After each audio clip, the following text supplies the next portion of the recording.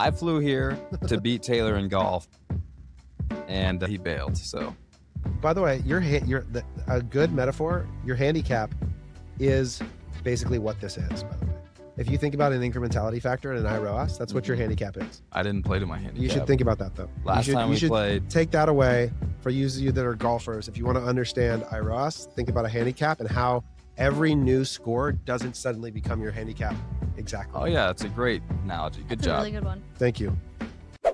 This episode of the e-commerce playbook is brought to you by AppLovin. If, like a lot of brands, you're looking for ways to profitably diversify your ad spend, you need to check out Axon by AppLovin. Axon connects brands to 1 billion plus potential new customers across top-ranked mobile games. Axon ads are full-screen videos followed by multiple interactive screens, getting a minimum of 10 seconds of undivided attention and a median watch time of 35 seconds. 70% of brands see higher LTV from Axon customers compared to other platforms. It's super easy to launch, and brands have been able to scale to $100K per day in spend within days. Axon is offering a $5K ad credit when you spend $5K. Just go to axon.ai/CTC to set up your first campaign. All right. Welcome to a very, very special episode of the e-commerce playbook podcast. We're in person today. This is the office. We're in a little bit of an odd setting between two ferns here because we had some power outage issues because of the big rainstorm we got in California. It rained for 12 minutes and we nearly lost the power grid. But I'm really excited to have two of, I would say, like my close internet friends. You guys are my close internet friends. George, you've manifested into my real life a little further. Yeah. Olivia and I just met for the first time in real life, but we hang out a lot in the DMs. Today's your first time meeting? The first time we've ever met in person. Yep. Wow. I didn't know Seriously. that. We were adversaries for a while. No, You know. see, Yeah. I was going to start with all the positives and you He's just an went negative adversary to right off most the bat. everyone on the internet. So Like, No. I think this might be a death match. No, okay. good. That's what I'm I'm here going to for. set this up differently. Don't listen to them. They're actually here to help me and to help you navigate what I think is one of the most challenging things for operators and marketers to deal with right now, which is that we've all been inundated with the idea, and many of us accepted that incrementality and holdout testing is like a critical component to running a modern marketing playbook. But I think that there is a gap in the market in information about how to actually operationalize these results and put them into practice. And I know we're experiencing this. I feel a level of confusion myself that's been challenging. So I've brought two of the smartest people I know who are dealing with this all the time. Olivia, obviously at Haus. What is your exact title? I'm the chief strategy officer. Chief Strategy Officer. That's a C level, folks. You heard it there. That's a C from Olivia. And she's probably run more tests than anybody in the world. And then George is the CMO at Cozy Earth. CMO at Cozy Earth. And amazing. Do you guys call yourselves, what was like the specific category you would say Cozy Earth is? Is it a Home goods. home goods, but Yeah. also apparel? Apparel. Bath. I mean, home goods is bath, bedding, Yeah. and then we have apparel. Amazing business who's also participated themselves as an individual brand in a lot of testing.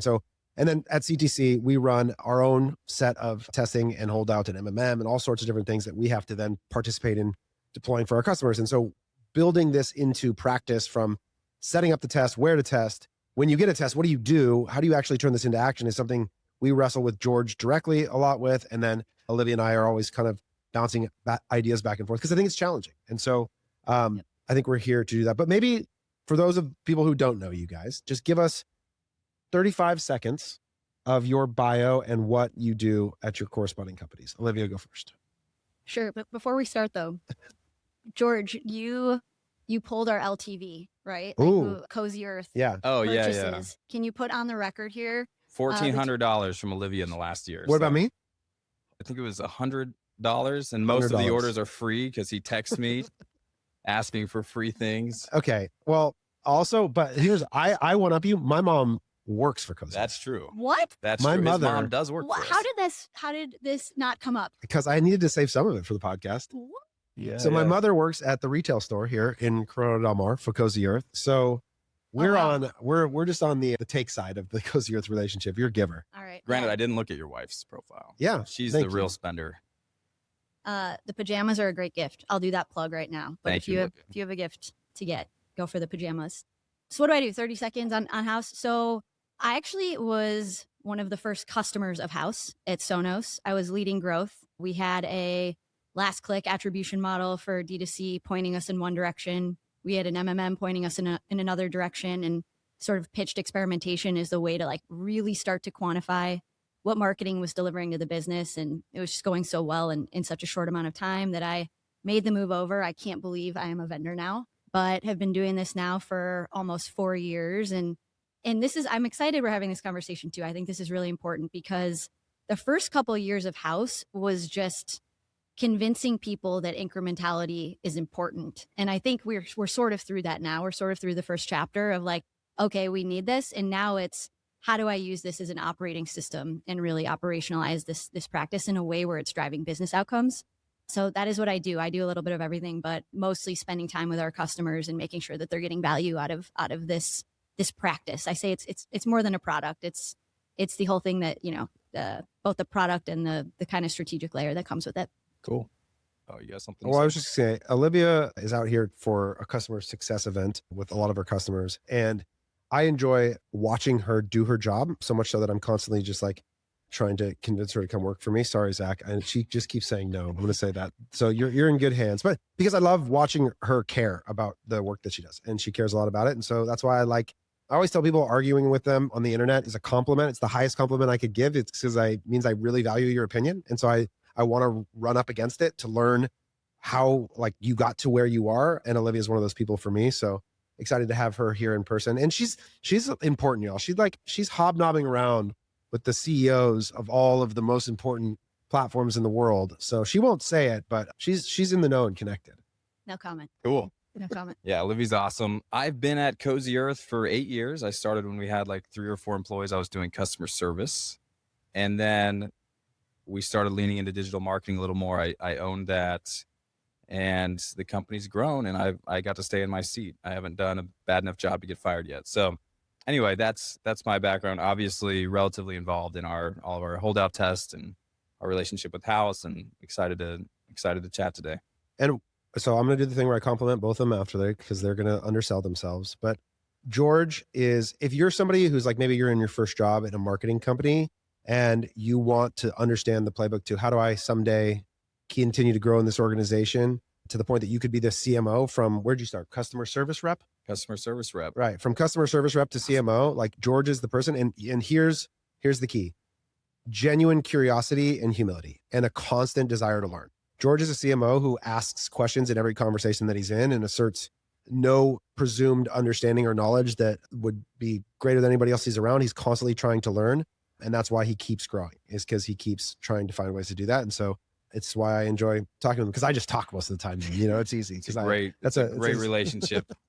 Come out here, he yells at me, tells me what I need to do better, and I love it. That's why I pay him. Yeah. So, George, I'm so glad you're here. Thank you, Olivia. I'm glad to be here. Would you have done it with if he wasn't? To come on, but I am so glad you're here. Of course, very thankful. Yeah, I've been looking forward to this. It's fun. We'll get this on film. We have these conversations all the time. Hopefully, it's helpful to somebody. We'll see.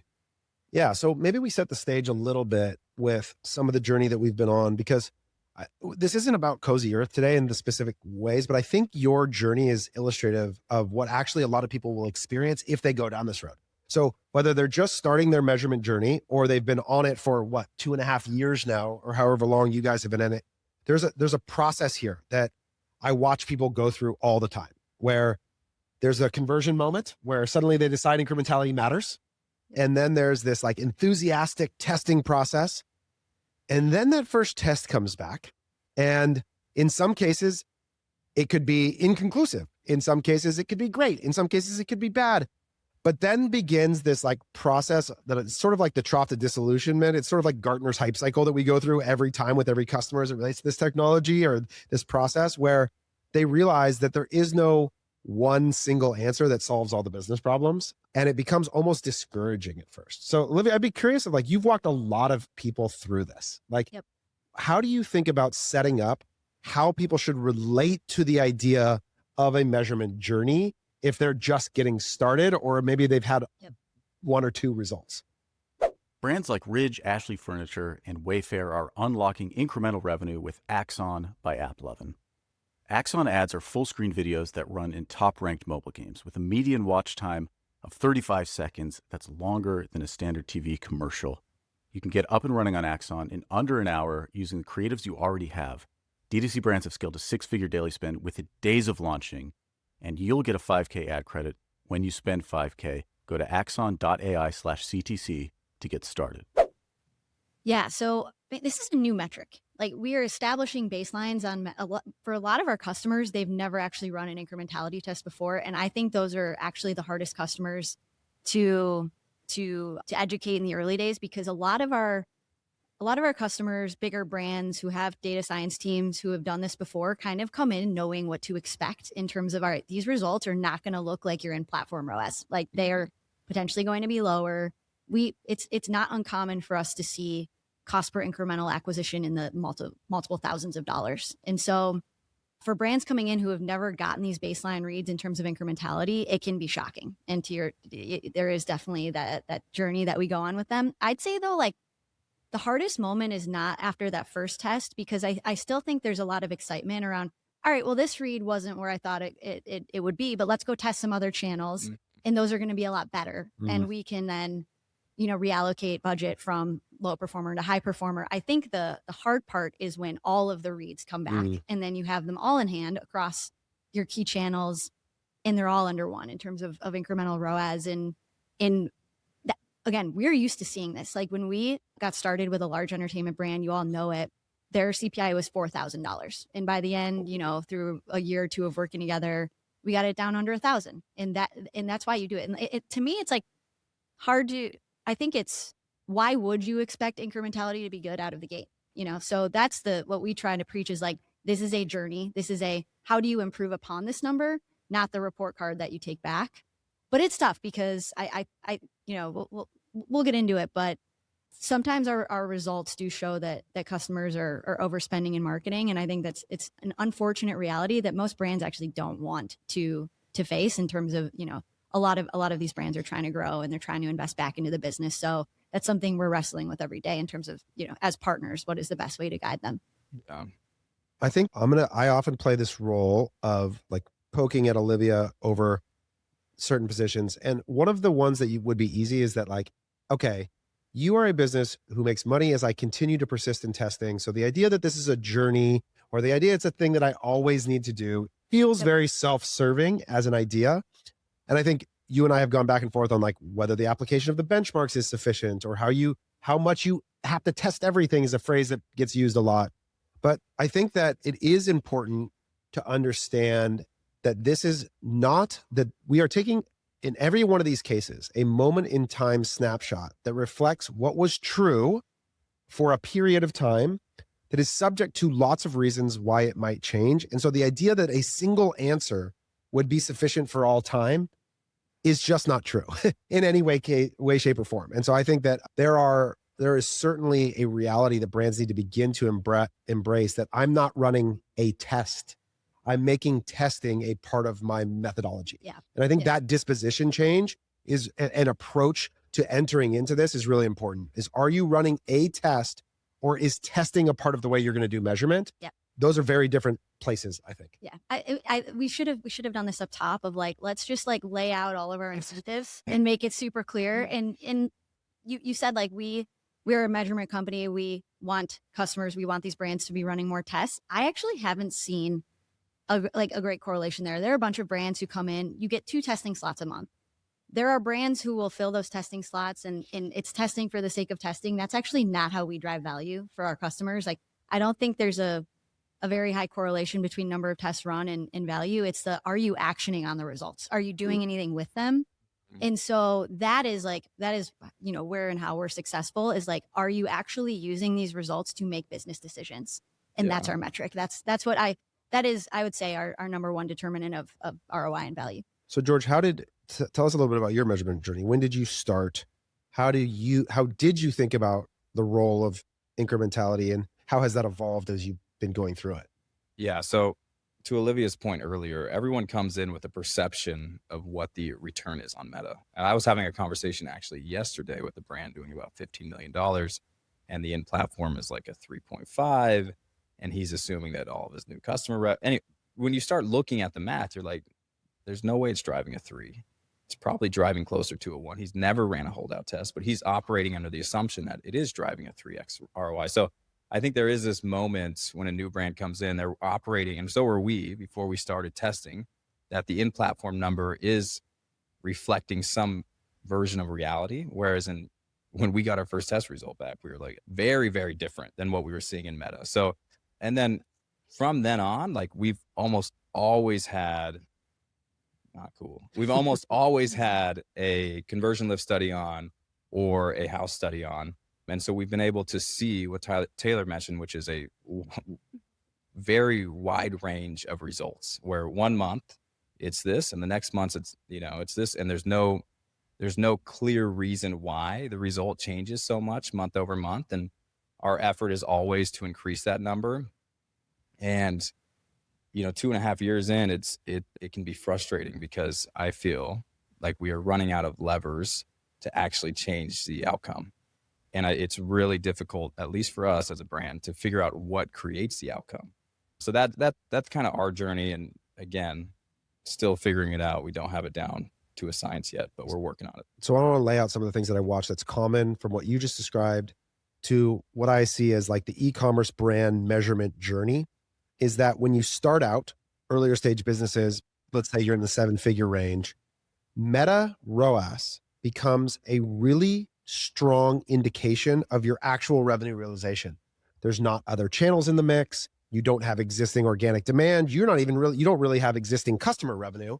So it is a very trustworthy signal of the impact of your media. So your organization builds orientation around improving that measure. It works its way into all your dashboards. It becomes present in lots of ways. And then you begin this process of two things occur as you mature. You expand distribution of the media. You add in Google. Now there's some TikTok. Maybe there's a little AppLovin. We're going to try out YouTube. That introduces measurement complexity. Then you also get more of your revenue coming out of your existing customer base through email and SMS as a channel grows as a percentage of revenue. That has an effect on the actual incrementality of your media and channels. Meta's he's going to pixel all those purchases. Those people have probably seen ads when they see an email purchase. And that's sort of phase 2 is like, okay, existing customer revenue growth and slight channel introduces. Now ROAS degrades a little bit in quality. And so generally we start to try to move into MTA as sort of a first step, where now we're trying to assign some sort of multi-touch value to these different interactions. We're trying to sort out between the channels. Maybe an increased focus is where AMER became a metric that I think Andrew really probably deserves credit for really driving this forward a lot, acquisition marketing efficiency ratio. So a focus on new customer revenue begins to emerge as really important. Then a third thing happens in my experience, which is distribution expands. Now you're on Amazon. Now you're in retail. Now you have online retail competitors. So your actual product distribution expands. And then you start introducing top of funnel media. Now we're into TV or podcast or whatever. And now any sort of click-based measure basically sort of collapses on itself in terms of its efficacy. And so you move as an organization, as you mature, you have these signals that were really reliable, that it's hard to tell the exact moment that they stop being reliable. And so every organization has to go through this process of sort of recreating the measurement framework for themselves. And I feel like now what got introduced, and you guys deserve a lot of credit for popularizing this, is that, wait a second, we need to sort of ignore all of this click or view or attempts at any sort of MTA. And we need to actually try and create a causal relationship between the spend in any location and the efficacy on the actual business metric you care about. And so that's where I think holdout testing has really emerged as popularizing. Maybe you could sort of define these terms a little bit for people, because I think sometimes holdout, scale up, holdout, like there's different ways that they get defined, but maybe you could give us the most common incrementality tests and what they're attempting to do. Yeah. So a lot of people say what they do is incrementality. I think we kind of fundamentally believe at Haus that incrementality requires a holdout. You need a counterfactual to understand what would have happened anyway. This is classic scientific method, randomized control trials in healthcare. Like you cannot establish causation without the counterfactual of what would have happened anyway. And so if you are spending up and you don't have a holdout, that's interesting, but you don't know what your business would have done if you hadn't spent up. And so there are different ways to answer different types of questions. What is the baseline incrementality of this channel is a different test design than how much should I spend on this channel? And both, I'd say, require different cell structures and test designs. But fundamentally at the core, like what we believe is that holdout group, you need to turn off your marketing or whatever you're testing in across some group of users on the conversion lift side, or across some regions, in order to actually understand the counterfactual. So yeah, that's I think a lot of people also kind of conflate these like natural experiments with, we turned this thing off and then we observed, which is a great fallback solution. Like, I think we still recommend these tests. We call them time tests, but it's really hard because there's so much happening in the business at the same time. If you turn something on right ahead of Black Friday, Right. Cyber Monday, it is impossible to actually tease apart cause and effect and disentangle which of those channels you lit up are actually driving the business. I mean, we were doing that before, where we would just scale things up or turn things off, and it was a terrible system. We had no reads. We had no idea. We would make assumptions, then we'd action on those assumptions, and then they'd be wrong. So a couple of questions, though. You mentioned like for new brands, there's this point in time where they need to start introducing incrementality testing. I have conversations with brands that are, $5 to $15 million, maybe half of their revenues coming from repeat. They have no idea how much of the demand is organic versus repeat versus Meta. They just assume all new customer revenue is coming from Meta because that's the only paid channel that's turned. At what point should they start testing incrementality? Because I actually think it's earlier. I think there's a lot of brands that have a decent amount of organic being driven, and they're attributing all of that to Meta. So yeah, we probably both, it'd be interesting. I'd be curious your answer here too. I think that incrementality is a step to take when you've built distrust in your present measurement system to generate the effect that you want on your business. So I think about all these as tools to some end. And the end is you want to understand the levers of growth so that you can deploy capital and generate a return. If your present measurement system, you feel confident internally that you can understand based on whatever information you're using, where to deploy the dollars and get a return, then great.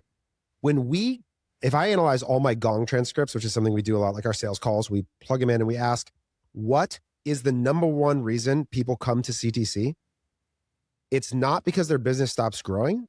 It's because their businesses stop growing and they don't know why. Yeah.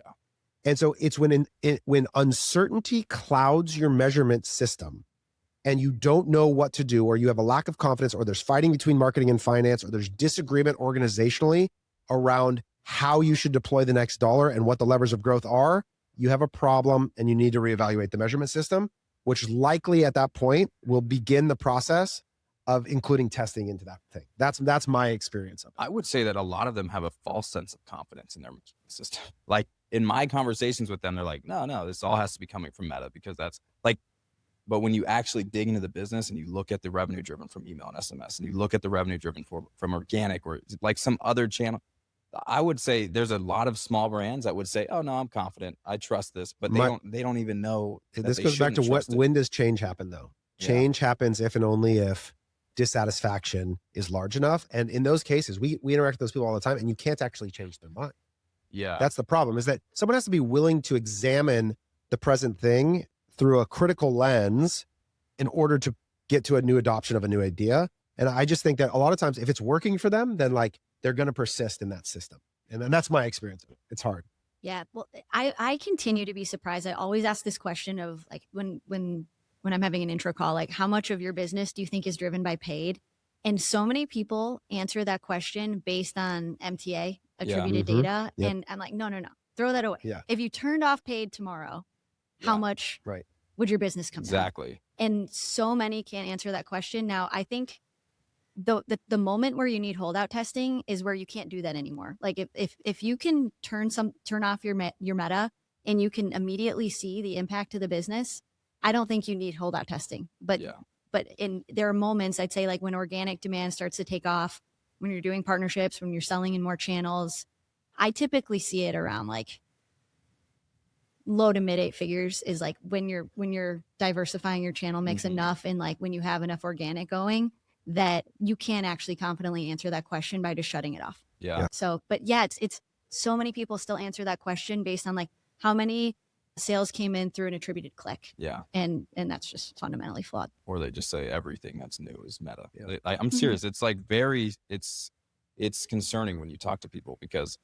there's just this perception that Meta is driving X% of the business, and then they try to grow the business by scaling into Meta, and the ROI is not what they anticipated. So what you're getting at there, though, is not just, it may be both presently true that Meta has the primary driver, and that when they scale, that the curve of degradation is actually something they're like acutely unaware of. So I think there's lots of ways to use the testing to answer different questions. I don't actually think that you can really test. There's certainly, from a data standpoint, there's too early, but I really think that having an early foundation for measurement as part of an experimentation of how your organization determines truth. Like, this is an idea I care a lot about, which is like, how does your organization decide what's true? Like, what is the standard for truth inside of your company? And I think that it really interrogating the core KPIs that drive the behavior of the organization and why they are true, like what needed to exist to validate that expectation, is something that leaders should be highly scrutinize. Like, why is this the thing that orients all our behavior around? And usually it's because you've designed the financial incentives that way. This almost always comes back to the financial incentives, which is why it's so important that you, as a CEO in particular, design the incentives around causal levers. Like, you want your people actioning things that create real value. And so you should interrogate that a lot. So we're not afraid to do it early, is what I'd say. I guess, what is Meta's threshold? You might know this, Olivia, for a CLS study. Is there a spend threshold? I think it's universally free for all. Why would everyone not do a CLS study if it's available? If you talk to your Meta rep about doing the study, because that's going to give you some sort of a read on the incrementality of the channel. That was the first thing we did, and then that opened the door to more testing and helped guide us down that path. But yep, I agree. Taylor, you asked this question on Twitter. I'm very curious what your answer is. What do you think should be the Northstar metrics for a marketing team? And I'm intentionally not saying a growth team. Yeah. For the person who spends the advertising budget, what should they be goaled on as their Northstar KPI? So I believe that the whole organization should orient and flow out of the company financial objective for how shareholders intend to realize value. So stay with me for a second, because I'm not going to give you a simple answer here. The number one job for the shareholders is to decide how they're going to create liquidity. If they're going to do that through the distribution of capital, then free cash flow is the governing metric that the organization has to orient itself around, which leads to a very different media buying strategy than one that's trying to produce a P&L level profit. These are different things. If you're trying to create a sale event someday and you're trying to maximize TTM EBITDA over some period of time, then you should try to orient your behavior and flow down through the P&L as the view, which is likely going to lead to things like contribution margin. Then you're going to try and figure out where you generate incremental contribution margin, and then you're going to orient around that. So I actually think that the crisis that I see is a crisis of leadership at the shareholder level to define the organizational objective that the marketing team is trying to accomplish. That is the number, and fighting or disagreement at that root level about how the company intends to make money. I'll give you another example where this comes in conflict is in the distribution strategy. Because all of the future growth flows out of some corporate strategy that includes retail, it includes wholesale, it includes international expansion, it includes .com, it includes Amazon. And media should be used to support business growth, not channel growth. And oftentimes they get isolated and siloed into these things. So the first answer is, do you have clear alignment on the corporate financial goal? Do you have clear business strategy for what channel that growth is going to come from? And then is the media team laddering up to the effect on those channels? And if so, they can be really, really effective. And then we can decide the right input metric for them to focus on. In most cases, what I think it should be is incremental positive contribution margin on all points of distribution. So if retail is a little bit more complicated, because it's not as simple to say that driving retail sale through equals incremental dollars for the company, because there's a sales rhythm related to POs and store accounts and things like that. So the simplest way is to say, we call it your digital enterprise, your online business, and say everywhere you're selling online that you have control over holdout. So usually this is Amazon if you run Walmart.com or any self-serve marketplace where you can get geo level revenue data. All your media should be held to an incremental impact on all of that revenue all the time. That's what I think. And your efficiency goal should ladder up to whatever the organizational obligation is to margin and growth, and work from there. What about the scenario where your brand, for whatever reason, can't be running an always on, all up holdout test? Are you running always on, all up holdout? Not always on, all up, but we would advocate for always on channel level. Okay. Especially we think about measurement roadmap relative to what we would call is like the variable business impact. So when we think about designing your testing roadmap, we would say, where's the most, if you take the media spend by channel times the variability of our sample size of test results, that represents the bounds of possible incrementality in that channel multiplied by the dollars, right? And so what I want to do is, as fast as possible, I want to narrow the error bars on your most valuable channel. And I want to work through it sequentially like that to try to make the most immediate impact on the place where you're spending the most money. So most of the time that begins with a meta holdout. It represents 66% of share of wallet, I think, across our portfolio. I think Northbeam's is pretty similar. And so for most brands, that's the most important question to answer. And then we can sequence through it from there. But all up, I am a fan of as well. It's a little harder for me to determine the right corresponding action afterwards. Yep. Okay. So you're running channel level tests. You start with the highest spend channels, and then you get your factor, you recalibrate based on the factor versus the benchmark that you started with. And then basically in a month where you're not testing, let's say you test Google the next month. So Meta's off in terms of incrementality tests. You're not testing Meta. You just use the factor from the last month, and you think like a head of growth could go to their boss and say like, this was my incremental contribution margin in this month based on kind of assumptions on incrementality from prior month's tests. Like I'm trying to figure out how you measure. You're fast forwarding to the end of what we're trying to solve for here. Northstar, like, yeah, that's right. Okay. So you believe the Northstar metric for a head of growth should be based on the results of channel level holdout tests. The world I'm going to advocate for in the future is something called IMR. Ooh, incremental. Are you rolling that out right now? I've done a thread on this before. We're working towards like a broader implementation in our own world. But what I'd love to see, so IMR would stand for incremental marginal return. So I think that the errors that we make in reporting return is we report revenue and we report non-incremental revenue. So I don't want to report either of those things. I want how many marginal dollars did I generate divided by the investment. And that would present it would normalize everything to 0% is neutral. And then it would read like a portfolio, like I would in my Robinhood account.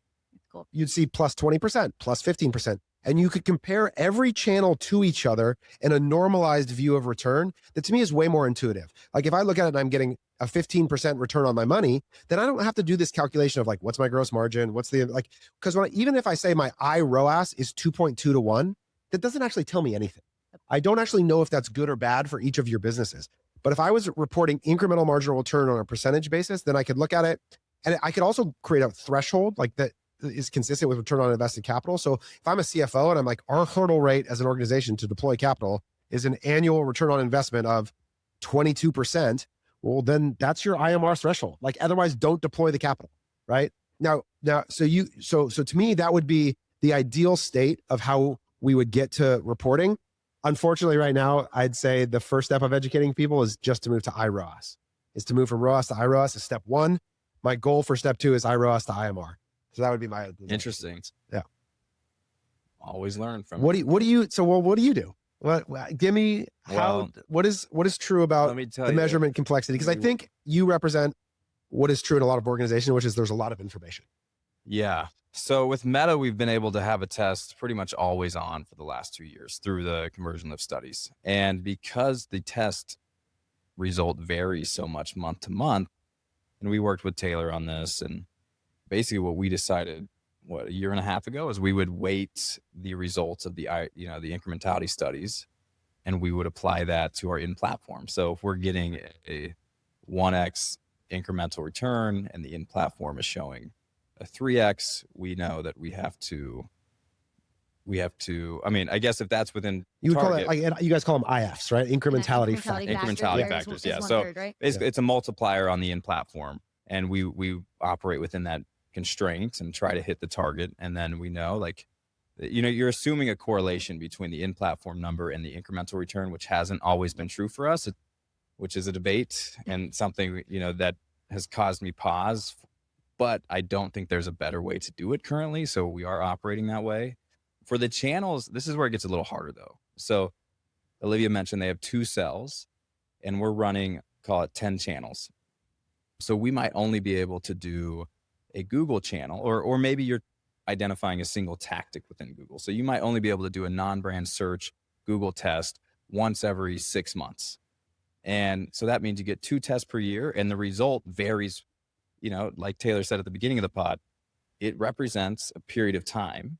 And as we've seen with Meta, the result varies pretty dramatically based on the period of time that the test is deployed. So that's where I think I have a harder time operationalizing it, because the tests are so infrequent and the results vary so widely. Like it makes it very difficult to have any confidence in the increment. What did you call it? The Incrementality factor. The IF incrementality factor for those channels in particular.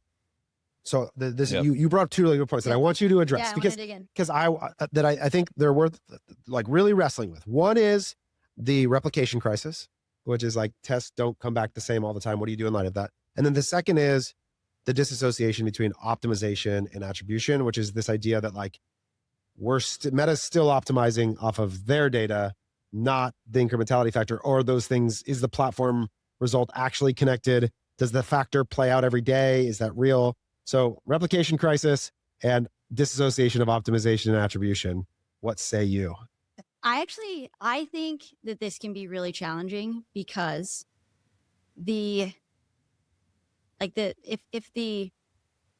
start from the beginning. It is most definitely a good thing that you now know 1/3 of your platform reported ROAS is incremental, right? Yeah. Like you have to, I think we all need to acknowledge that is way better than the starting point of assuming that is all incremental. Mm-hmm. Now, your challenge is if you get a read that's, 1/3, 0.33 IF, and then 6 months later you get a 0.8 IF. Yeah, point. I think this is a problem. I agree. I think this has been like, again, we're very early. We're use a baseball analogy, like 2nd or 3rd inning of the whole incrementality movement. I think this has been really challenging of like, it's just too blunt of an instrument to actually be useful in decision making. Well, yeah, you lose the real-time application. Yep. Yeah. So if you, then you get confused of like, all right, it was 0.3 and now it's a 0.8. Do I just split the difference? Like we need to level this up. And this is why I actually really respect the way you are challenging this position of there has to be a better way to do this in terms of operationalizing it versus just using the most recent result.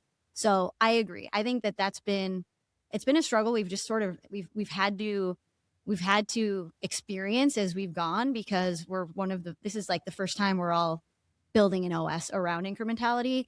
And I think that can be frustrating, but I do believe this is better than using that 0.3, even if it ends up being a 0.7 is better than assuming all of it is incremental. Sure. So, okay. I'm actually going to push a little bit here to say that I actually think it's better than even that representation. Here's what I would suggest is that, let me ask you, do you believe that it's actually true that your media is more and less incremental at different points in time? Yes. So there's this phrase, I think, with data analysis that I like, which is data reveals truth. Okay. So in those snapshots, what we found is that at different periods of time, your media was more and less incremental. Okay. So we could look at that and we could be frustrated. We could say, why are the tests different? Or we could say, we are observing nature. That's what science is. This is an observation of your media. It's not, the test isn't creating the outcome, right? We're observing what is occurring. So what it allows us the opportunity to do, and this is where like measures of central tendency as a mathematical principle are like really powerful. So if I have a distribution of data, a bunch of different points on a scatter plot, the idea that the median at any given time would represent if I had to play the game, be least wrong in my guess, that point represents the least likely to be wrong given the present sample distribution. Now, what I like is that as long as the ends of the sample, like the low and the high, aren't constantly expanding, as long as the results continue to fall within some continuous range over time, that median becomes even more powerful. Because what it begins to represent is this idea that like that is actually a best guess at any given time, which I think with measurement, we have to acknowledge that's what we're always doing. It's always our best guess, or just trying to be less wrong.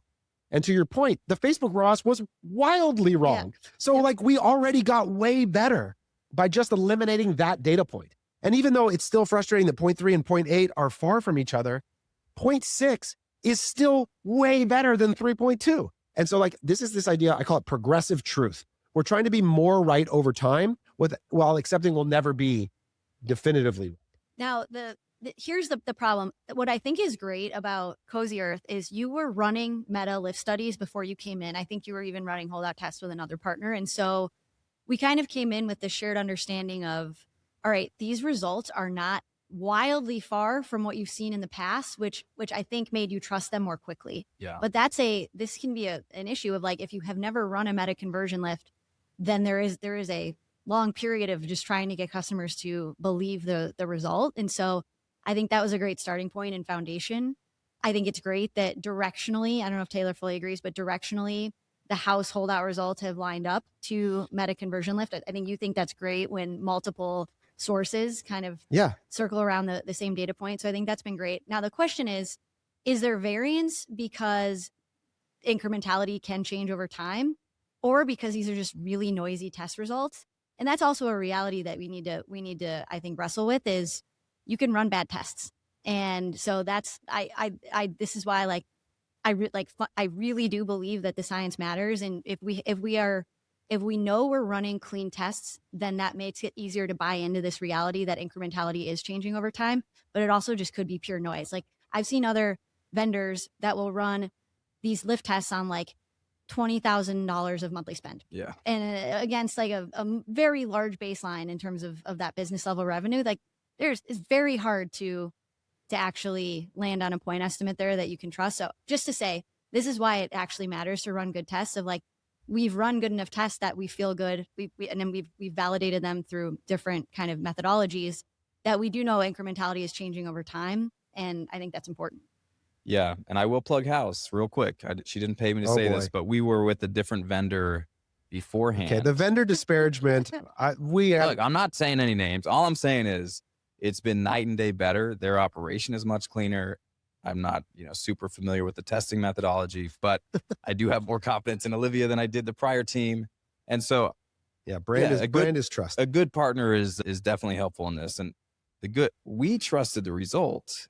There was even debate when I first started talking to you about whether brands should trust the CLS study because it's meta grading their own homework. And I'm like, well, they gave themselves an F. So I think we can probably trust the result. Yeah. Like the meta CLS studies are often very poor. Sometimes are, because the other thing is that one of the things I think is really important is bringing in the other channel revenue. So a CLS study is not going to include your Amazon revenue. So in many ways, it's always going to underappreciate its effect. So I think that it's a totally reasonable way to do it as a starting point. And yes, you can make bad tests, but I think regardless, like I don't think you think the fact that there are different test results for Cozy Earth are a result of your poor test design. No, but that's right. Absolutely we know not. So my point is that like it can happen with good test design. But that is because with good test design, we know that incrementality is actually changing over time. Yeah. Right? I think with incrementality. Poor test design, you don't know. Yeah. Is it the poor test design, or is incrementality changing over time? You don't have a lot of confidence. Yeah. I mean, it's hard to. Tests also come with their own confidence intervals and expectations of ways to analyze how strong the signal was on that individual test that like is a spectrum. It's not a binary. Yep. And so that in and of itself is a piece of this that you talked about, something I believe too, which is that there should be a model that weights each test result relative to the aggregate set of historical tests, to your database of tests. We do this with our database of tests that give you some present best guess. But now I want to talk about like, okay, so let's say we've done that. Let's say we've run all the tests. We did good test design. We've got these different outcomes, and we've picked a point now, median, whatever, or modeled result relative to the confidence of each test and seasonality and all the things that we might use as inputs. Let's say we have a number. Then the question becomes, okay, what do you actually suggest people do with this number? So you go first, because I don't know what the Haus position is on how to operationalize an IF. Pause. We talked about replication. Was there another big one? Optimization. Well, I think this is what this is on. basically that question. All right. Yeah. So what do we do with the IF? Yeah. Mm-hmm.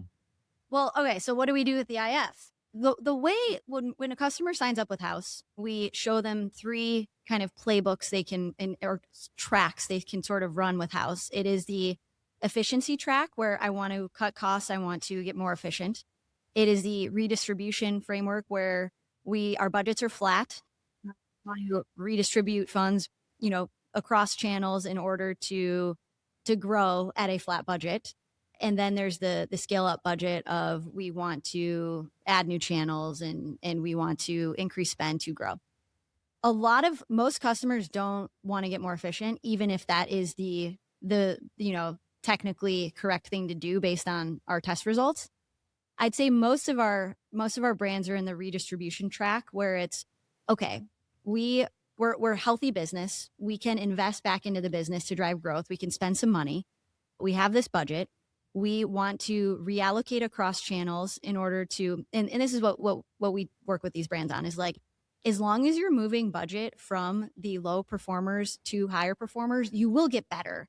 It still might not be where you should be. And this is Taylor, I think this is a thread you're going to pull on of like, you're still spending inefficiently, but you're spending more efficiently than you were before you started actioning on these results. And so that's where a lot of our customers are at right now. And I think there's probably still a lot of work to do, but they're moving budget from relative underperformers into stronger performers, even if your results come back and they're not profitable. Can I dig into that? Because we've had problems with this where it's like, okay, we run a test for Google non-brand in March, and then July comes around and we run a test on YouTube, and maybe the difference is minimum. It's not a huge difference, but there is a little bit of the performance is a little bit better on YouTube.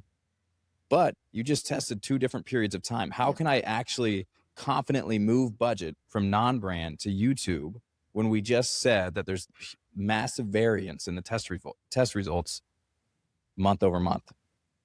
That's where I have a hard time is like because we're acknowledging the fact, and again, this is all live, so I apologize. We didn't discuss this beforehand. Colby specifically was like, I'm done running tests unless I'm pinning channels head to head. Colby's So this is, I think that your experience of this is because you work with budget managers, not owners. They have budgets that they have to spend. So of course they're just trying to allocate the given budget that the organization gave them at the most efficient level possible because they need their budget next year and their job is to allocate budget. If you're the owner, I want you to like answer the question as if it's your money. Yep. Because then the threshold isn't channel versus channel. The threshold is channel versus return. And this is my big thing is that and you said it, they're not performing as well as they should. I wouldn't call it should. I would call it profitable. Like, could you deploy the dollars in a way that made you money back? And it's not channel versus channel at all. It's channel versus potential scale of profitable return from the channel. I don't care what any of the channels do. I'm not taking budget from here and putting it here. It's channel versus profit. If the channel can generate profit, you get more dollars. I don't care what happens anywhere else because you can't do the comparison that you just described. It's not actually possible. It's not a real solution. And so instead what you're just doing is... Wait, why can't you? Why can't you go head to head in a channel during a given period of time? You just described why. I can. If I say, hey, you know what? I'm deciding between non-brand and YouTube, and I'm going to run that test March through April. Then at the end of that read, it's the same period of time. I can confidently say, okay, non-brand outperformed YouTube over that period. Okay, then what do you do with the meta budget? Hold steady. Hold the plan. The point is you have 2 cells. This was her point earlier. But my question is, if they're both profitable, they're not. Okay, so if one is and one's not, why is the relationship to each other the measure versus the relationship is to the return on investment that you want as a business? Yeah, it shouldn't be, but in a lot of cases it is. So the question is why do organizations behave that way? Are you asking why we do channel comparisons? Why not just say, I tested YouTube in July, forget about that non-brand test result from 4 months ago. I'm going to either dial up or dial down YouTube based on this result and my goals in that moment. Yeah. Because I think a lot of the results might suggest that that many brands are over investing in marketing. But this is, you talked about this up top of like, what is the founder's goal for the business? It's not always clear in my experience of like, they're trying to build in some optionality and they really want to show growth and they're willing to invest a little less efficiently in order to continue showing high growth. I don't think a lot of founders come in with a clear plan of what they want to do with the business. I agree. That's why I said, when you asked me the question of the problem is lack of clarity at the shareholder level. Because how am I as a media buyer? Or lack of alternative investment. Like, and I understand you're going to say, okay, distribute to the shareholders. That's fine. Your job as a CEO. If you don't have an investment thesis for the cash and you're just sitting shareholder money in treasury at like what, like a 4% yield? Mm-hmm. Why would I do But okay. So really the job should be, you need to grow the business, Mhm. and you need to grow bottom line.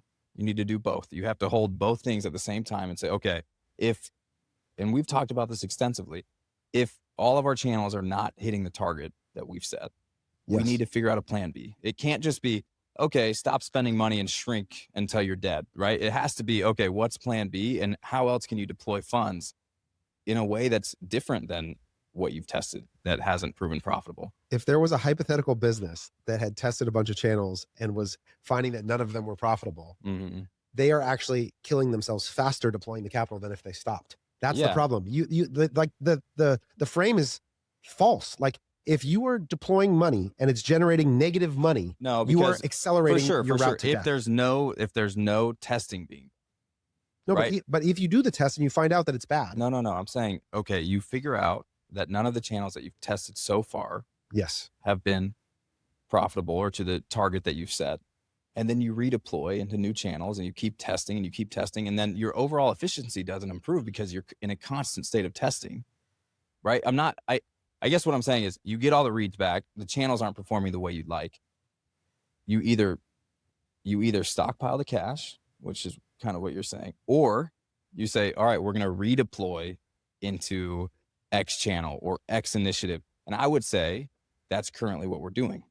It just takes time. Those things are not as easy as spending running money on money Meta through poorly. Meta. Yeah, And- I agree. Like, and- that is the problem. It's too easy to be Yeah. bad. And we sort of glossed over this, but you're assuming, Taylor, that this brand has already gone on that journey and they don't have any levers to improve incrementality, which we don't always see. Like, often there is a lot of low-hanging fruit in terms of account structure, creative. They're like, So there what are are they? levers you can pull. Because this is okay, fair. Right. I'm So in. so let's Give me them, though. so let's say, all right, if you've tested this channel 3 times, you've made changes and it's still not working, yes, like, we need to move budget out. But we often see there are some opportunities to fix it. So let's keep going now. So they've tried to improve it and it's not getting better. I actually think that conversation is probably more valuable to the audience. What are the things when they get back that first CLS study and it's not what they had hoped? What things should they turn to increase that score before we move back to the problem of? I would say most of your audience probably has things they can do to improve the performance before they revert to, okay, don't invest in Meta anymore. Let's try to I think the first question, though, that we're like, I don't think we've resolved is, what's the standard? Like, what's the expectation to deploy capital? Like, I think that because everything falls against that constraint. That constraint breeds the creativity to the solution against that problem. When you capitulate the standard, then there is no reason to be creative in solving the problem. Well, how do you suggest they set the standard? They define it against the profitable contribution of that dollar against whatever the hurdle rate for investment of capital is in the organization relative to all the options of allocation of capital. If you can go launch a store and you can make 40% return, then the hurdle rate for the dollars is actually that 40% return.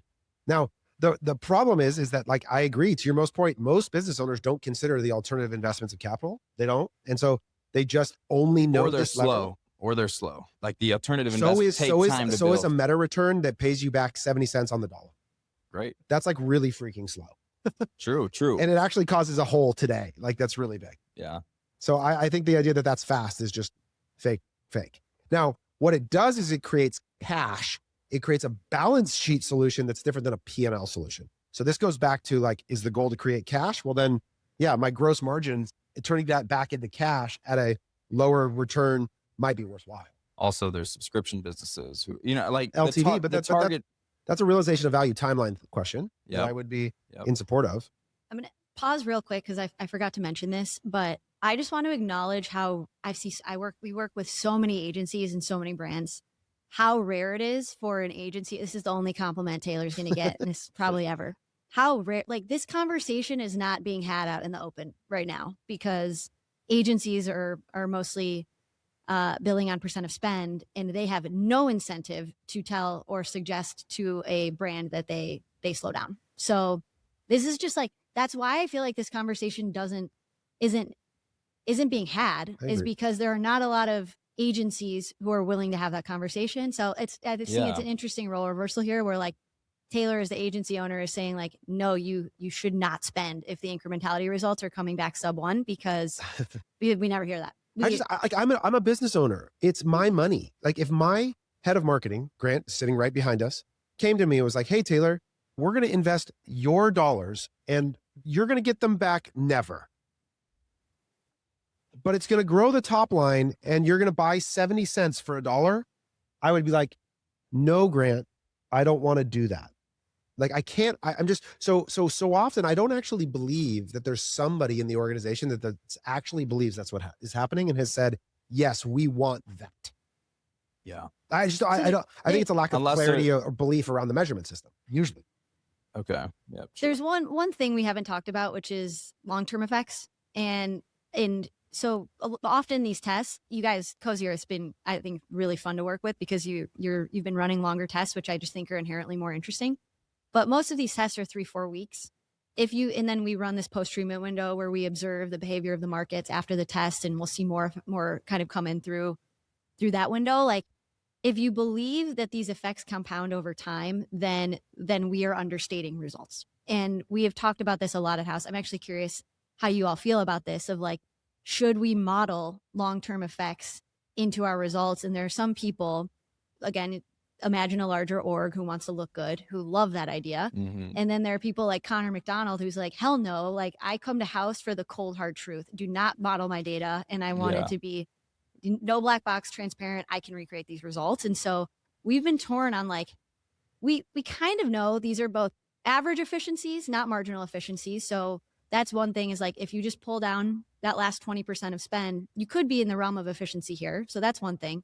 And then the other thing is these are short-term effects, not long-term effects. Yeah. And the only way we can actually like provide an evidence-backed answer to long-term effects is running a very long test. In the absence of that, we'd have to model it. And so I'm curious, like, if should we be modeling this because we know that there is some effect that we can't capture through an experiment? Well, I have a lot of thoughts. So when we first ran our CLS studies with Meta, they came in and tried to discredit the result with this argument that there's some sort of long tail effect of the spend that they aren't capturing. Like, Oh no. Okay.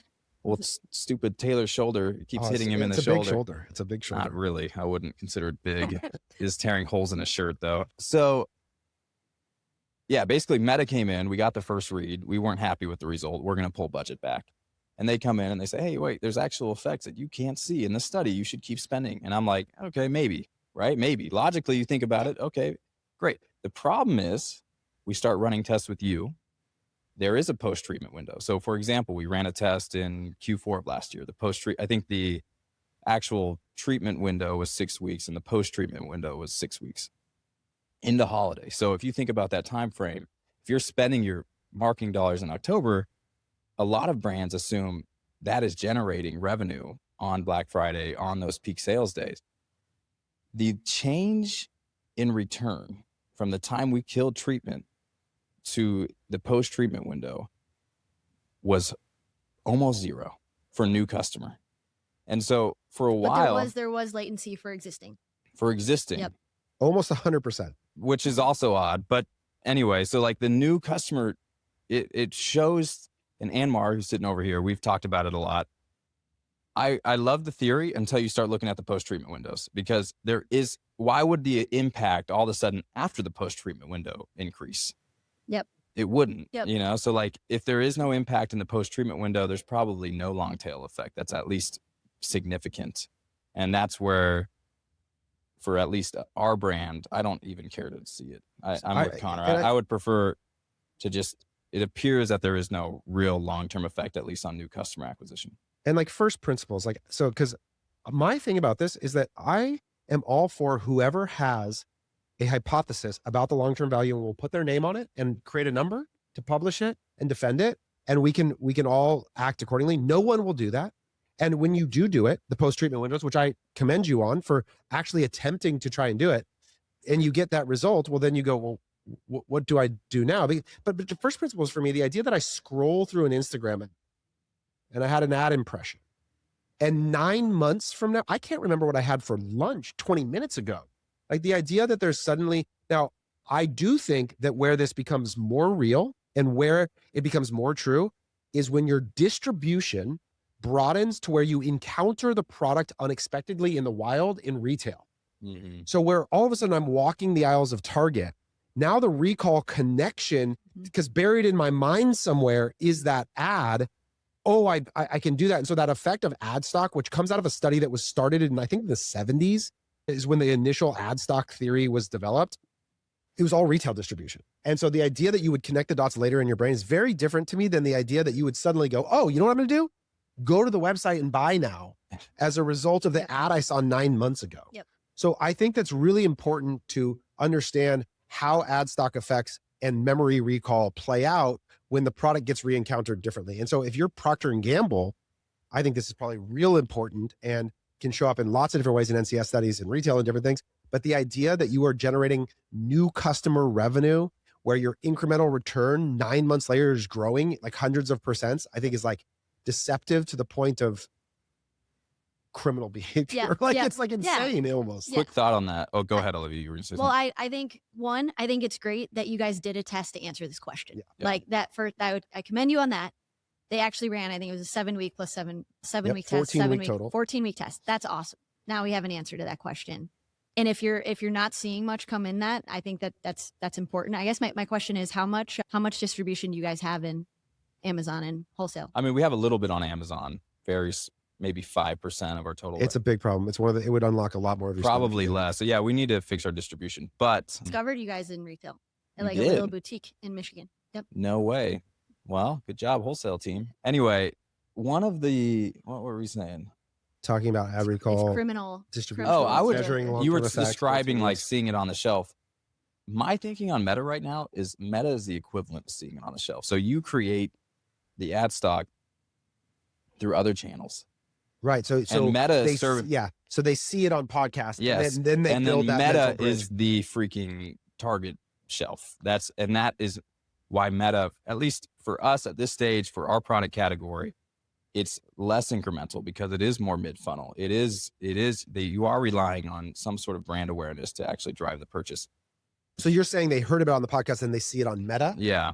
Oh, I see. So you're saying that there's some initial implant that Well- happens on a different channel. Yeah. It's the 47-leg stool. Yeah. That is sort of my issue with it. But let's go back to I want to go back to, because I feel like we didn't get to, I have a factor, what do I do? And so I want to just get to because this is the decision I actually feel on the hook for. And so I feel Yeah. pressure on this. Okay, we ran the test. George is looking at me, clients are looking at me going, okay, tomorrow you have to allocate my dollars. And the dashboard said something, scale up, scale down, good, bad. What do I do? Okay, well, you guys do something too. So let me explain what we do. Okay. If you are only using our experiments product, then we line up all the incrementality factors and we look at the, incremental ROAS by channel or CPIA by channel, and then we redistribute budget based on CPIA. It's just like looking at a CPA in Northbeam. Instead of looking at Northbeam, you're looking at Haus on a CPIA. Now Every the day exact, or when? well, how often are you doing budget reallocations? Should you be touching it and moving it every day? I think Meta and Google would say that is hurting the system. I think every and I don't buy media, but I feel like every agency owner has a POV on how much you should be moving and dialing up and down these knobs, right? Yeah. So weekly, so what's the answer? I'm not, right now you're giving your perspective. Yeah. So I think but that you cannot use that chart to answer how much budget should I move from channel A to B. We kind of say move 20%, we're kind of loose about it. That is what MMM is for. MMM is actually drawing that curve and telling you exactly how much money to move to basically have your marginal incremental efficiency be neutral across all these platforms. And so the MMM answers the question of, all right, exactly how much do I move? But without that, you're kind of, again, you're playing loose with all right, how much budget? Maybe I do 10 or 20% shift and then I retest. I don't know. And this is, we're learning into this as well, because experimentation has never been this always on OS of how often are you making daily allocation decisions? Are you making weekly I think we're on a allocation 2-day decisions? How cadence often? right now, and there's a lot of debate on how frequently you should be. I know companies that are doing it on the hour. I know companies that are doing it every day. I know people that really believe in cost caps, but For us, yeah, I think for digital right now, it's a 2-day, but for channel level distribution, that's a monthly decision. And I'll shout out Colby McDermott. He's great. He basically has a monthly meeting with all of our acquisition channels, and he allocates budget by the most recent, or, and we're discussing changing this methodology, but by the most recent incrementality read. So if Meta got a 1.2 and podcast is a 1.5, and that's not an incrementality read, that's a direct code. We measure that. We can't measure that through incrementality. He has basically a process to reallocate budget. And then as far as during the month goes, there is the incrementality factor applied to the in-platform reported number, and then you try to hold it to that standard. So your budget moves up or down in real time based on, okay, if we need a 3x in platform to get our 1x incrementality or iROAS, then, we can't have performance drop below 3 is how we're doing it. Yeah. Taylor, how do you guys, how would you say that how do you operationalize factors? So there's similar to you in the sense that every channel gets a factor. If we haven't run a test, we use our benchmark factors. Then we'll use an MMM to allocate the proposed budget against those channels. We'll break that into a daily expectation of every channel, because the reason daily matters to me is because you run sales, you create moments, there's reasons why days have different available opportunity for you as a business. The market availability on Meta, as an example, is a function of usage. There are wild variations in available inventory by day. Like, the idea that you would spend the same every day is so flawed. I can't even begin to tell you how erroneous this idea that you should spend the same amount of money every day is. So you need to make some allocation. This is part of why cost controls are so good, is because they actually allow you to allocate based on the available market, not your presumption of it. I'll save that diatribe for another time. But so you start there. But here's the key, okay? And then you have your factors in the channel, but then you have to play the game on the field. It's just like you go into the game with a game plan. And then guess what happens? On day one, you sent an email, you ran your ads, and you made some amount of money. And you either made the amount of money you thought you were going to make, or you missed. And the email either worked or it didn't. The ads either were effective or they weren't. And the money's in your bank account or it's not. And then in light of that reality, you have to course correct. You have to change your behavior, because if you don't, then you are just going to be subject to the limitations of the plan as it is. And there are going to be wild error bars, no matter what model you use, no matter what factor you're trying to do, all the time. So you have to constantly be using your best daily discretion against the present reality of what's happening to try and map towards it. I'll give you an example of the way that incrementality factors can fail. When you guys present an incrementality study result, do you break out new versus returning customers? Yep. Okay. Are the factors the same on new and returning customers? No. Okay. So if I have a campaign and in the period that it was tested in, it was 50-50 split between new and returning, and suddenly it's 80 returning and 20, is the factor the same? Of course not. So same thing, you'll do factors on click versus view. Like, there's lots of different ways to present it. But if the underlying application of that factor changes, then you have to be conscious of that. And that will happen all the time.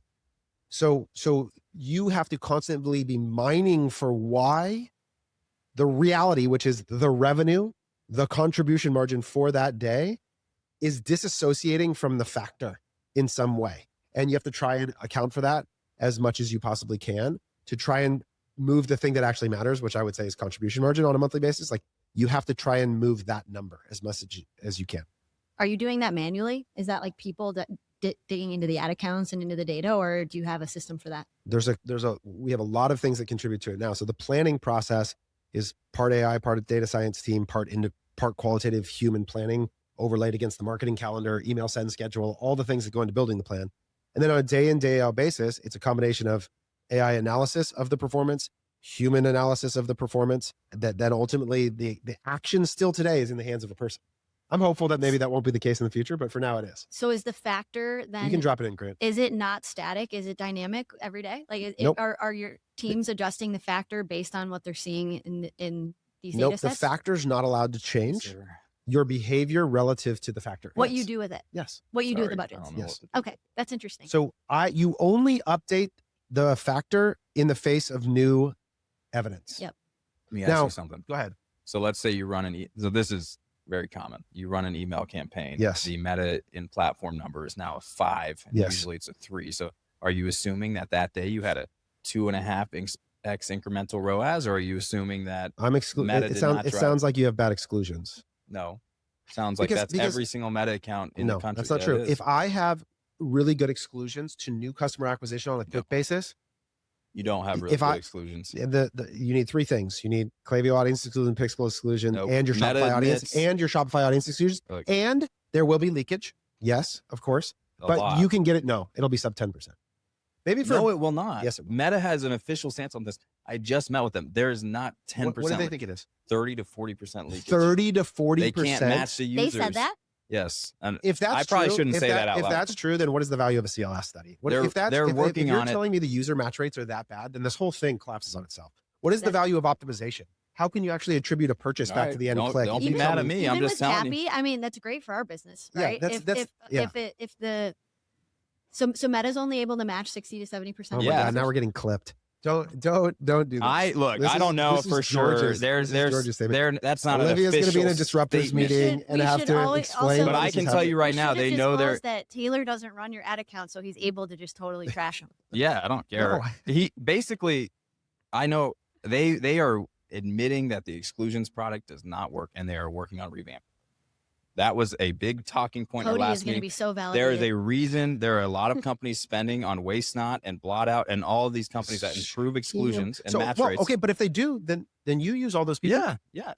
So what are you telling me your match rate is? Yours? I don't know. All the tools that you use. Sure, ours is probably sub 10% now. Okay, so then when you send an email, it should not affect new customer revenue on a click basis, and certainly not on a new customer revenue on a one-day click basis. Well, sure. In theory, it shouldn't, but I can pull up. We could go through all of your clients' accounts, and you're going to see when they send an email that the in-platform ROAS spikes, and that's just the truth. No. Yep. No. We're going to do it after this call, and I'll make my first tweet about that result. I wish it were true that we perfectly execute our ideology everywhere. We don't. We have gaps. You can find gaps. There's no doubt about it. But the point is that if you are executing that, then the effect should be minimal. Now, what I'll say is that I think a harder question is the incrementality during a sale moment the same as a non-sale moment? Those kinds of questions I think are worth interrogating.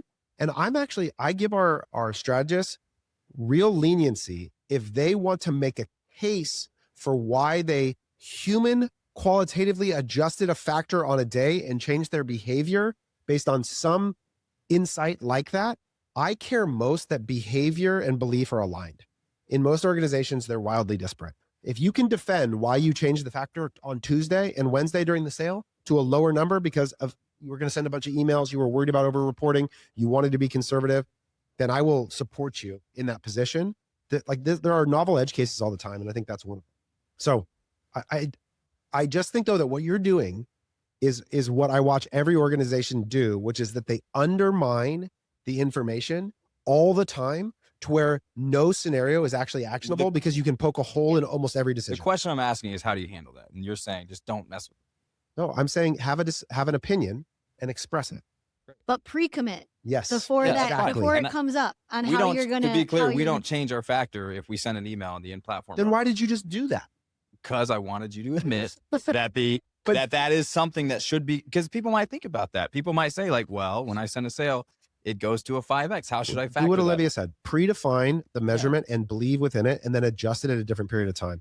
I watch, but this is what you did is what I watch happen in every organizations all the time, which is somebody says something, somebody undermines it. Somebody says something, somebody undermines it. The test results undermine as well. I agree. Right? But not if you assert that they are revealing truth and you are building a population of results about what happened at various moments in time. Mm-hmm. That then, if you assume that they're supposed to be the same, then they will undermine each other. Well, the problem, but they're never going to be the same. Us is we assume. So every month if we get a bad result, we implement a plan to fix the result. We're always trying to improve the incrementality of the channel, and then maybe the performance improves for the next 3 months. And we assume that the performance improved because of X change. For example, we added Waste Not.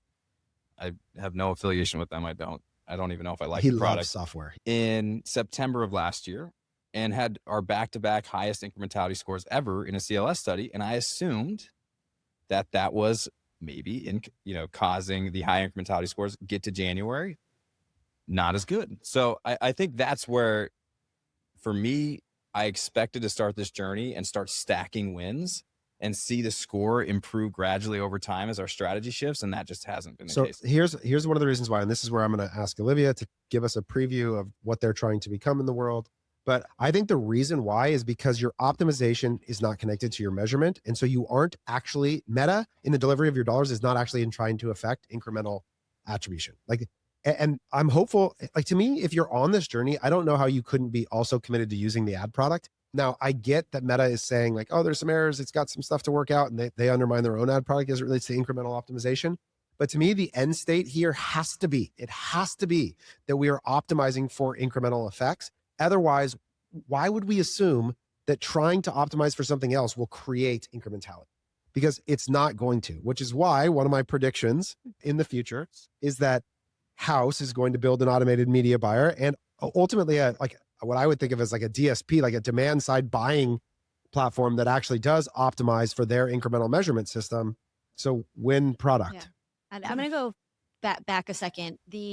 One of the unintended benefits from doing this as a SaaS product is pre-committing to how you're going to do the analysis before you do it. Like we have found so many instances of if you have an in-house data science team, they are engineering the result that the marketing stakeholder wants. We have like, I'm not just giving, you know, like a few examples, like this is just prevalent inside of these organizations is the data science team is tweaking the results in a way to land on what these stakeholders want. And so that's really important. That's why I like that we're doing this hands-free. With the like ROI piece, like you wanted to be stacking wins. I think there are two questions. Are you actioning the tests? Like, cause that's where the ROI comes in. And this is Taylor, I like what you said of like, you kind of like, you can't continue to throw in these, you know, hypotheses or reasons why not to believe. Like you actually have to commit to this and make decisions on it. And then question two of like stacking is, I think Taylor and I talk about this all the time. It's really hard to actually, and this is it's so ironic about a measurement company is like, it's hard to actually know, like maybe your business would have been down more if you didn't action these tests. Like maybe even if it's really hard to actually tie these changes that you're making to like business level outcomes, given all the noise in a very large business. Well, to your point earlier about counterfactual, there is no counterfactual. Even though you're running the holdout, there's no counterfactual to business before you made the change. There is no follow-up test of like made this change, ran this test, now run the test versus the old, and we could actually do that. Yeah. What do you mean? Yes, there is. Well, we haven't done it. Yeah. We haven't done it. Trying to think of how we would structure that. Well, we ran an all-up test where we held out all media. To me, I think of that as like a portfolio test. I think you redesign the portfolio and you test it again. Yeah, and you just continue to. But that's the point. So this is the whole problem. If I really, this has got me thinking about the past. I think about what's happened. Right, we have a poor result. We change the whole account from 7-day click, 1-day view to only 7-day click. We get 2 months of strong ROI. We're feeling optimistic. We think perform, and then down. You know, it's like we constantly make changes. We get false signal that it's working. We reinvest in the channel because I don't think it actually has anything to do with the change we made. I think it has everything to do with the demand for the category at the time, and that ultimately is where I'm landing for our business. Is it's much more, at least Meta's performance is much more dependent on market demand for our product categories than it is any media buying strategy that we're going to implement. I think that's true in a very mature category, very late on the customer adoption curve. I think there are just countless businesses, even in your very closely aligned to your category, that prove counter to that, where they're growing right in your face.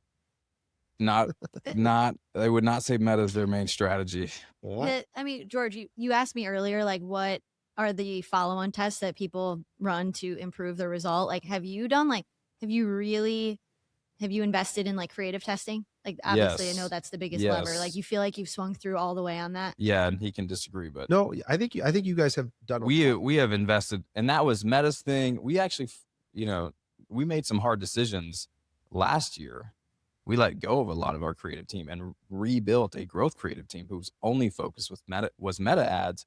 And Meta and some other partners were like, this is the lever. This is going to improve your performance. And it hasn't. Really? So we saw a 50% improvement in CPIA at Netflix through a creative template test. We changed our template.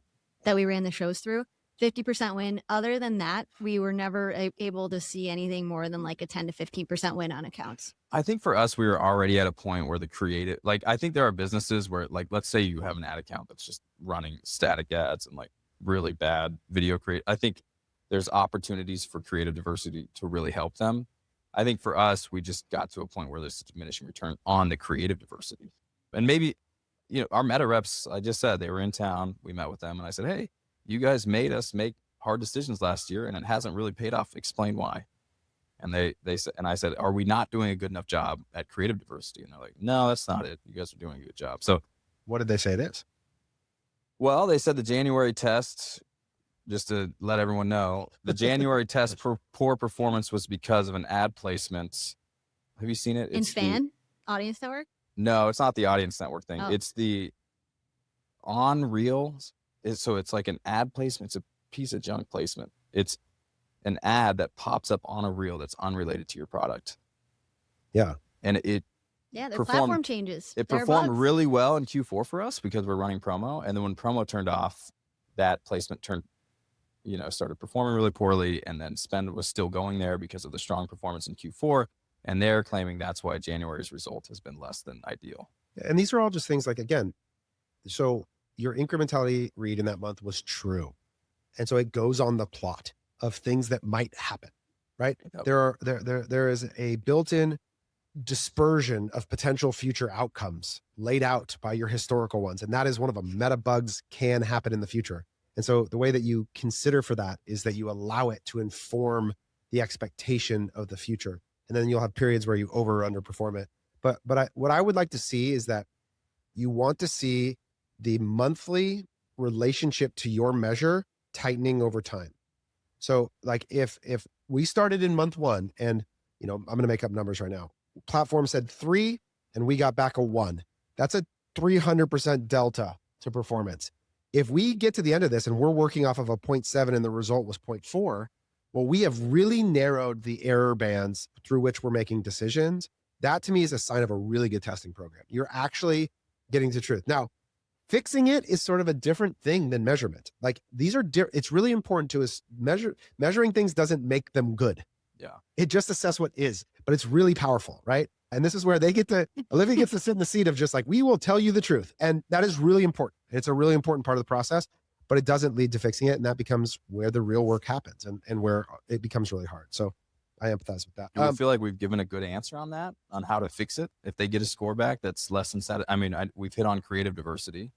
Have there been other things that you've seen that you feel like most brands should try as an effort in an effort to increase the score? I think there's a lot of things. I could give you a lot of things here. There are some levers. I think creative is the biggest lever. Like that's most often when I see like step change improvements in performance, it's a creative swing. Yeah. Expanding distribution, like, that's huge.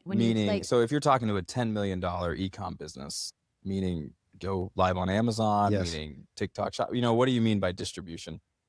Like expanding into Amazon and retail. Okay. Yes. And do you measure lift in retail? Yeah. You do? Yeah.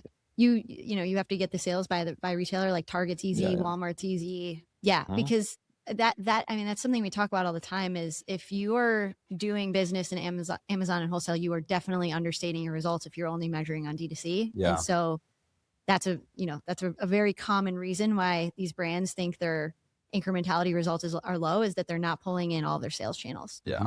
So yeah, that can make a difference. Account structures, interesting. Like I think that there are accounts, this is an enterprise problem, that like 50, 60, 70% retargeting. I am not exaggerating. Yeah, no doubt about it. A lot of low hanging fruit on like an account that really hasn't been optimized in terms of best practices. And so account structure, we see click versus view based optimization has helped. The signal engineering has been mixed in terms of, all right, I need to point Meta toward a shallower metric to help it go prospect new customers. It's not a home run every time, but like we have seen a lot, like Ridge talks about it. The often. alternative objectives. Getting them like out of this cycle of just like over delivering to this very small bubble pocket of potential customers. So we've seen people get out of it. We have a lot of success stories around not just creative, but account structure. But, I think it seems like you guys have pulled a lot of those levers already, which is Yeah. that's different from where a lot of these We've brands are. pulled levers. I will say, like, the top of funnel objectives is something we could lean into a little heavier. The creative diversity, I feel like we've pulled the lever, over a 12-month period. And the exclusions yet to be seen. But if the results rebound post January, which they're starting to after turning that placement off, there's still an argument to be made that fixing the exclusions helped. Well, I actually think that the data says something different. That the data says that you should spend more on existing customers than you. Sure. And this is actually, I think, this is a contrarian opinion that I know everybody. I think brands, big businesses with large customer files, are massively underspending on existing customers, and that they would get more incremental return by, like, in terms of iROAS, not in terms of incrementality factors, but in terms of, if you want to improve your iROAS, that you would actually get it more from existing customers than from new customers. Well, all of our test results show that. What I'm saying is you need clarity on how many dollars actually went to. The other thing, so for you, the other thing I'll say, so you say it's creative. I would say product is number one. It's like to go into a category where there are tailwinds, like you just described. Like if you're in a category that's growing, I think you're going to do better than a category that's stagnant and mature and highly competitive, which is where you are, and all the profit gets competed away down to that. Two is Amazon. If you guys were on Amazon, your Meta iROAS, on Amazon, like Yes. As broadly distributed, and you introduce Amazon revenue into the measurement, your iROAS will be higher because you are having an effect there. And the fact that you're not measuring it is suffocating your view of your own performance. So product would be one. Second would be that. And then account structure, like I think that if you wanted to improve your iROAS or IMR, you should introduce cost controls on all the dollars. Like You those said say out cost controls. Is that what you just on said? every Cost dollar. controls. Yeah. How about I just partnership feel ads? like if cost controls did what you think they do, there would be clear indicators that it's more incremental. No, because it's not ads more would be, incremental. yeah, it would be, It's because not. you'd be spending less money. No. Yes, you would. That's not what Future debate. no, it's incremental return on ad spend, not incremental factor. It's not the iROAS factor that's higher. This is the confusion that people have. When they say a channel's really incremental, that means it has a really high incrementality factor relative to what the platform reports. Like, what I'm talking about is the incremental return on ad spend, the efficiency of the dollars. And have you seen that? Have you seen I more would- efficient dollars? I agree with that. That's a choice. Of what I'd the be cost lying if I controls said is. we've run a lot of these tests. We've run a few head-to-head cost cap, lowest cost tests. And what we could do is we could like label all of the accounts that we've tested in Meta, and we could probably do that in another follow-on report. But with the head-to-head tests we've seen not much difference. So But what it's a you'd very have small to sample do in the size. test, though, you'd have to see what the cap was set at relative to what the expected target was on the other one. Because if they're the same, then it's like, well, that's not going to be We different. got to answer this question though. Yeah. For once and sure. all. I mean, Guys, what about partnership ads? That's where I've seen a lot of wins. we run a lot of partnership ads. I mean, we're doing most of the best practices. There's not like a lot of like, oh, well, we're part of the disruptors group. It's really just a spend level decision. That's what it comes down to. Do we want to pull back spend, divest investment in Meta? Or the other point is, and we haven't talked This about isn't this. just Meta either. It's everything. The other thing is where we have a relatively diverse mix, which creates a high baseline. Yeah. That would be my third thing to do to fix it, would be wildly narrow the media mix. Shout out to you, Connor and Cody and Connor, for bringing this up on your podcast the other day. Channel diversity is the absolute killer of clarity. Nobody has any idea what's happening. When you get into 10 channels, nobody has any idea. And so complexity breeds inefficiency. The mantra I like to preach is like either Meta, Google, big ideas and nothing in between, because it will you will get more creative if you're focused on big ideas and not just trying to like light up a new channel with the same creative and thinking that's going to create a step change improvement. So For sure. I like that mantra of like, if you're going to go outside of those two channels, make it a big swing instead of just repurposing what you were doing in another channel. Yeah, 100%. Well, I hope this was helpful in some way, shape, or form. I think, if anything, what I hope you can learn to sit in is to accept the difficulty of, if you want to become a measurement-based company and you care about this idea of progressive truth, about being less wrong over time as an organization, that it's not going to be a binary. It's not going to be one test and you solved it all, that you're on a journey, and that building structural decision-making inside of your company through complexity is really important. And these are really smart people that are here to help. And we're as you can hear, we haven't figured it out for Cozy Earth. We're working together. We're working through the problem. It's Made not some simple. progress. It is not super easy, but I will say the clarity is very helpful. And, you know, as much as we're competing day to day, we get to work with Haus a lot, including in the case of Cozy Earth. And I'm an Olivia stan and very appreciative for you coming to hang. Oh, thanks, Taylor. Thanks George. for having us, George, Taylor. thanks. George flew here. from Yep. where? Just to be on the podcast. I flew here to beat Taylor in golf, and he bailed. So By the way, a good metaphor, your handicap is basically what this is, by the way. If you think about an incrementality factor and an iROAS, that's what your handicap is. I didn't play to my handicap. You should think about that, though. Last time we played, Take that away for you that are golfers. If you want to understand iROAS, think about a handicap and how every new score doesn't suddenly become your handicap exactly. oh yeah, it's a great analogy. Good That's job. a really good one. Thank you. Peace. All right.